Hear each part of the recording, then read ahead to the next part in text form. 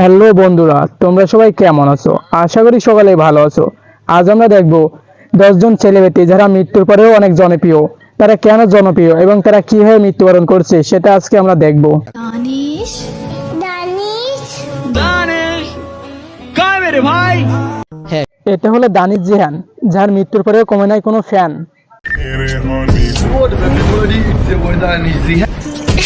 মৃত্যুর পর একজন টিকটকারের প্রতি কেন এত ভালোবাসা? I miss you, Daniel. I love you. You will be my forever inspiration. Danish জিয়ান ছিল এমটিভির অভিনেতা এবং বিতর্কিত বিগ বস প্রতিযোগী। दानिश आपको क्या लगता है? मुंबई का हूँ, अपने मुंह से अपनी बड़ाई नहीं मारता। अरे क्या बात बोलते हो तुम? সে একজন টিকটকার, কিন্তু সে অনেক অসহায় মানুষদের সাহায্য করেছে। সে পথিক শিশু এবং অসহায় মানুষদের পাশে দাঁড়িয়েছে। মিডিয়ায় প্রকাশিত খবর অনুযায়ী 21 বছর বয়সী ব্লগার একটি বিয়ের অনুষ্ঠান থেকে ফিরছিলেন। তখনই মুম্বাইয়ে কার অ্যাক্সিডেন্টে মারা যান। তখনই ভেঙে পড়েন তার ভক্তরা। ইন্ডিয়ান বড় বড় টিকটক সেলিব্রিটিরা এখনও তাকে মনে করে। The most favorite is Danish Zain. He's the best. এখনও তার ইউটিউব চ্যানেল সাবস্ক্রাইব সংখ্যা প্রায় 6 মিলিয়ন। কে কে তাকে এখন মিস করেন কমেন্টে জানাবেন। আপনার কাছে তার ভালো গুণ কি ছিল কমেন্টে জানাবেন। সো এরপর অস্ট্রেলিয়ান বিজনেসম্যান আলী বানাত বিশ্ববিখ্যাত সব ব্র্যান্ডের দামি দামি পণ্য ব্যবহার করতেন তিনি। তার একটি ব্রেসলেটের দাম ছিল প্রায় $7,000 মার্কিন। বাড়ির সামনে যে ফেরারি স্পাইডার গাড়িটি রাখতেন তার দাম ছিল $6 লাখ মার্কিন। মাত্র 21 বছরই হয়েছেন মাল্টি মিলিনিয়ার। তিনি ছিলেন ফিলিস্তিনের বংশোদ্ভূত। আপনি যদি জানতে পারেন আপনি মাত্র 7 মাস বাঁচবেন, তখন আপনি কি করবেন? আপনার পূরণ না হওয়া ইচ্ছেগুলো নিশ্চয়ই পূরণ করতে চাইবেন। ঘুরতে যাওয়া, সুন্দর সুন্দর জায়গা ভ্রমণ, বন্ধুদের সাথে সময় কাটানো এবং যে কাজগুলো করার সময় পাননি সেগুলো করা। কিন্তু এই ব্যক্তি যা করেছে তা সত্যি প্রশংসনীয়। তার ক্যান্সার ধরা পড়ার পর ডাক্তাররা তাকে 7 মাসের সময় দেন। তিনি এই 7 মাস দাতব্যের জন্য অর্থ সংগ্রহ করেন এবং সব অর্থই দান করে দেন। এই মহান ব্যক্তির নাম আলী বানাত। সবচেয়ে আশ্চর্যের বিষয়, সে ক্যান্সার আক্রান্ত হওয়ার পর এটাকে সে আল্লাহর উপহার হিসাবে মেনে নিয়েছেন।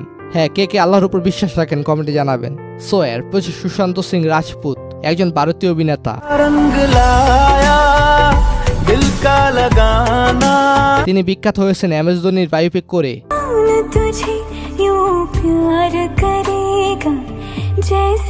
সুশান্ত সিং রাজপুতের অভিনীত অসংখ্য গান রয়েছে, যে গানগুলো শুনলে তার কথা স্মরণ হয়।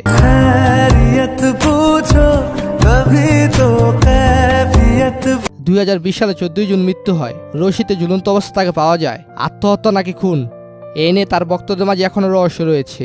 তার অকাল মৃত্যু কেউ মেনে নিতে পারেনি।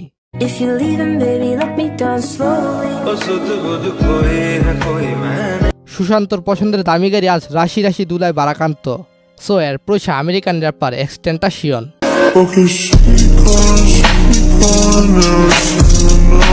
তিনি বিশ্বের একজন জনপ্রিয় সিঙ্গার হলেও 2020-21 সালে এসে ফ্রি ফায়ার গেমের মাধ্যমে জনপ্রিয় হয়।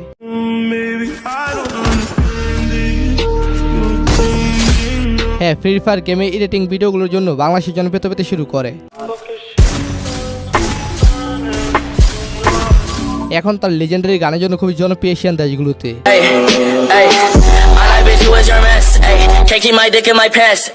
তার মৃত্যুর আগে তার অসংখ্য সমালোচিত এবং আলোচিত ঘটনা রয়েছে। 2018 সালে ফ্লোরিডা ডাকাত দল ডাকাতি করতে গিয়ে 2 জন ডাকাত সদস্য তাকে গুলি করে হত্যা করে। তার এই অকাল মৃত্যু তার ভক্তরা মেনে নিতে পারেনি। এখনও তাকে স্মরণ করে কনসার্ট আয়োজিত হয়। আচ্ছা, আপনি কি এক্সটেন্টাসিয়নের ভক্ত? কমেন্টে জানাবেন।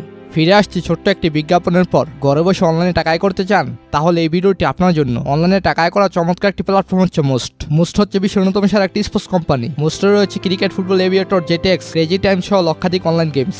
এখানে আপনি গেম খেলে প্রেডিক্ট করে টাকা আয় করতে পারেন, লেনদেন করতে পারেন লোকাল মোবাইল ওয়ালেটের মাধ্যমে। আমাদের দেওয়া স্পেশাল কোডটি রেজিস্ট্রেশন সময় ব্যবহার করলে প্রথম ডিপোজিটে পেয়ে যাবেন 100% বোনাস, সর্বোচ্চ 25,000 টাকা পর্যন্ত। এছাড়াও সবসময় বিভিন্ন রকম সিজনাল বোনাস এবং অফার তো থাকছেই।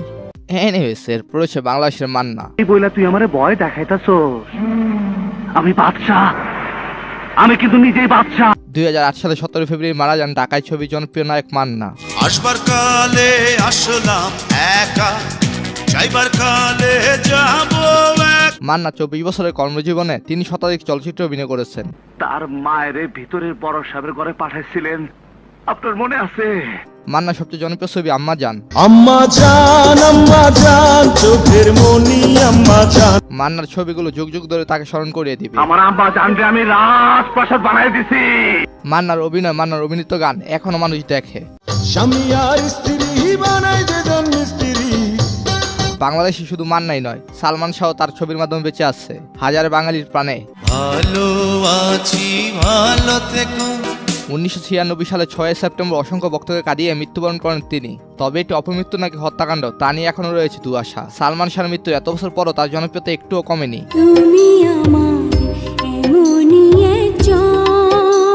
তিনি সর্বমোট 27টি চলচ্চিত্রে অভিনয় করেন এবং সবকটি ছিল ব্যবসা সফল।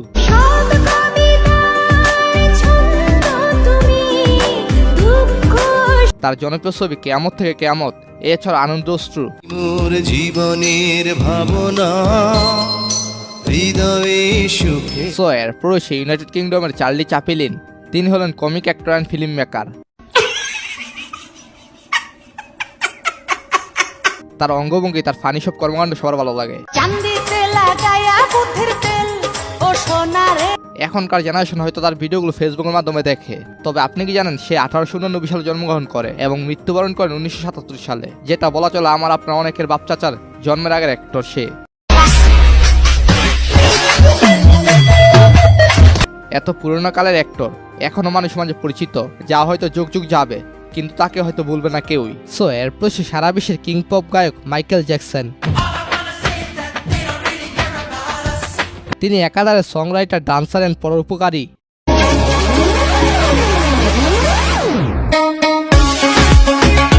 তার জন্ম 1958 সালে, সালটা 2009, তারিখ 25 জুন। হঠাৎ করে সুদূর আমেরিকা থেকে খবর এলো মাইকেল জ্যাকসন আর নেই। ভক্তদের বিশ্বাস এখনো বেঁচে আছেন মাইকেল জ্যাকসন।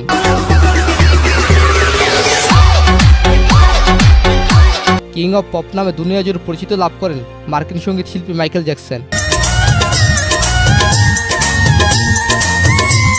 আচমকা মৃত্যুর জন্য দীর্ঘমেয়াদী পেনকিলার সেবনকে দায়ী করা হয়, কিন্তু এ নিয়ে বিতর্ক বোধ হয় কোনোদিনই শেষ হবে না। শুরুতে জানানো হয়েছিল তার হৃদরোগ আক্রান্ত হয়ে মৃত্যু ঘটেছে, তখন হুট করে খবর আসছে ডেমোরাল নামের একটি উচ্চ ক্ষমতা সম্পূর্ণ ব্যথানাশক ইঞ্জেকশন নেওয়ার কারণে জ্যাকসনের মৃত্যু হয়। সেই ছোটবেলা থেকে মাইকেল জ্যাকসনের নাম বাপদাদার কাছ থেকে শুনতেছি, যাই এখনো শুনি। কেন মানুষ এখনো তাকে স্মরণ করে কমেন্টে জানাবেন। তবে আর যাই বলেন, জন্মমৃত্যু আল্লাহর কাছে। এই নিয়ে যতই প্যাচগোছ তৈরি হোক, মানুষ কখনোই জন্মমৃত্যু আটকাতে পারবে না। তো যাই আজকের এই ভিডিওটি এই পর্যন্তই। ধন্যবাদ সবাইকে, ভালো থাকবেন এন্ড ভালো রাখুন আপনার চারপাশ।